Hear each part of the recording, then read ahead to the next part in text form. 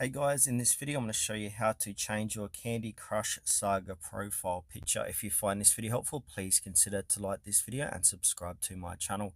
In saying that, let's just jump straight into the video. Alright, the first thing what we need to do is make sure Candy Crush is up to date with the latest software version. So go to your Player App Store and do that and download it and make sure that is up to date. From there, open up Candy Crush. From here, go ahead and click onto under my play, click on my account. And from here we'll be taken to your King account.